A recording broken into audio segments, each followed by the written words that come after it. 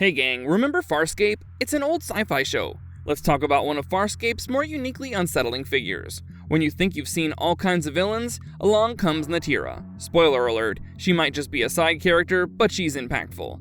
She's Scorpius' former lover, and an unforgettable hybrid of banker and sadistic torturer. Let's not waste any time getting right into it. Before we get into our explanation, we have a small request. If you like our content, please support us by subscribing to our channel. This is a small click for you, but for us it means a lot. Let's begin. He doesn't have to kill you, Blue Eyes. What is Natira's story in Farscape? Natira steps into the spotlight during the tense Liars, Guns, and Money trilogy, a defining chapter for Farscape. Here, she's the chief of a significant crime network. Her rule was essentially absolute due to her sway over the famed Shadow Depository. This institution wasn't merely a financial house, it was a strongbox overflowing with loot from the galaxy's worst villains. A stark display of Natira's reach and fierce brutality. The depository stood less as a commercial hub, and more in overtly uncharted territory's dark side. Natira first shows up during one of Farscape's most intense story arcs, as the crew of Moya is trying to steal enough money from her Shadow Depository to buy back Dargo's son, Joti, who's being held in a slave mine. But as you'd expect, the whole plan goes sideways fast, mostly because Scorpius shows up.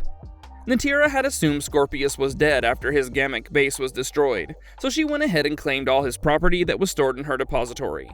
But when he showed up alive and very much in control, he demanded triple the value of what she'd taken.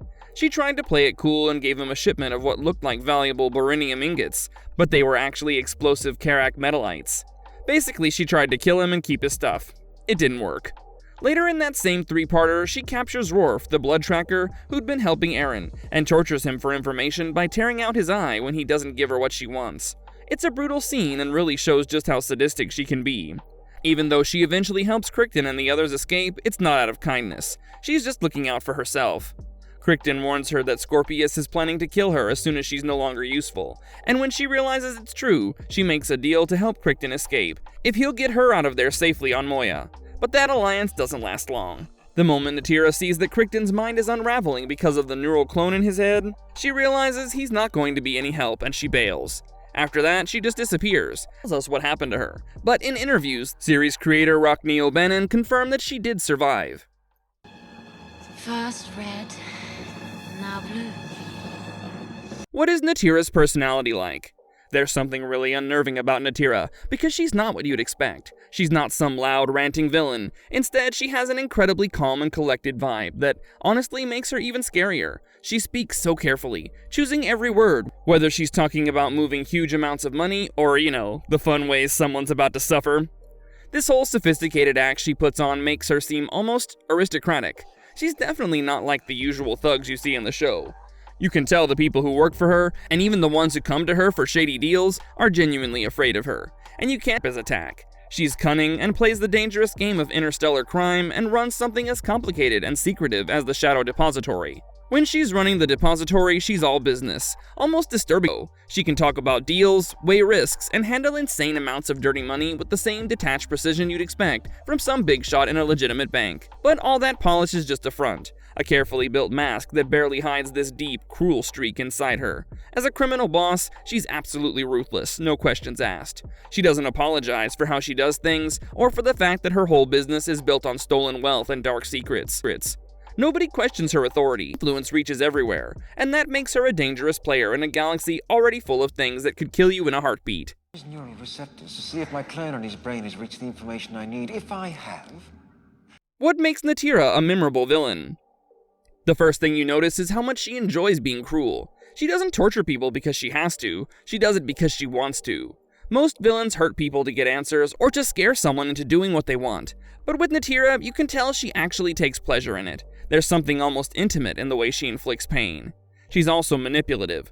When she deals with Scorpius, she's playing a twisted game. She knows exactly how to use their past relationship to trap him. She dangles money in front of him, makes demands, and pushes emotional buttons. One minute she's talking like a cold, calculating banker.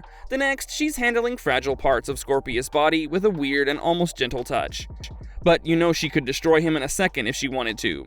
And she doesn't shout or rage. Her cruelty is calm and methodical, and she has a polished, professional vibe, and a contrast between business and brutality. It's Moya. How sadistic is Natira? Trying to wrap your head around Natira is like staring into a really dark abyss. She not only hurts people, she seems to get off on it, especially when it comes to someone she's drawn to, someone strong like Scorpius. In her mind, attraction and the urge to make them suffer are basically the same thing. She doesn't hide her love of torture. In fact, she's proud of it. She's not going to hand it off to someone else if she can do it herself. You can see she loves having all the power, making her victims completely helpless, and almost enjoying their pain. It's a fundamental, disturbing part of who she is. For example, one time, Scorpius brought a huge number of slaves, 10,000 of them. He only did this to get one specific slave, Dargo's son Joti, so he could use him against Dargo. He didn't care about the other 9,000 slaves at all, so he just gave them to Natira, telling her she could do whatever she wanted with them. We find out later that off-screen, all those other 9,999 slaves were killed, likely just for Natira's enjoyment. That's really messed up.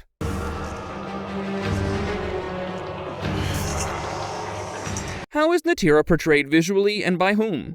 What really makes Natira unforgettable is how she looks and how she's played. Visually, she's a piece of work. From the moment she appears on screen, she's disturbing to look at. Her skin is pale and almost see-through, stretched over a veiny head.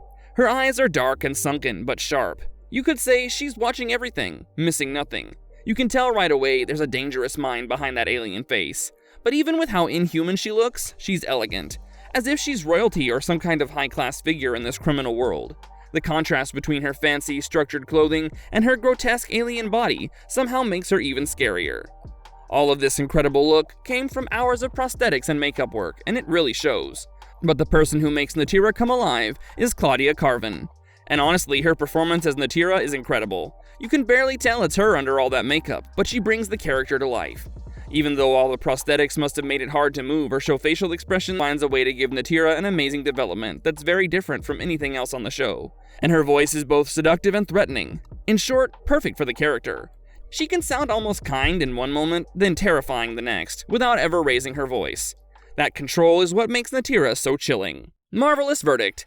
So what did you think of Natira? Did she spook you out, or did you find her dynamic with Scorpius weirdly fascinating? I'd love to hear your take, so drop your thoughts in the comments. I always enjoy reading through them. If you like this video about one of Farscape's characters, feel free to give it a like. It really helps more fans find the video. And if you haven't already, go ahead and subscribe so you don't miss the next one. Thanks for hanging out, stay awesome, and I'll see you next time. And if you liked our content, don't forget to leave a like and subscribe to us if you haven't already. Have a good one, be safe, and thanks everyone.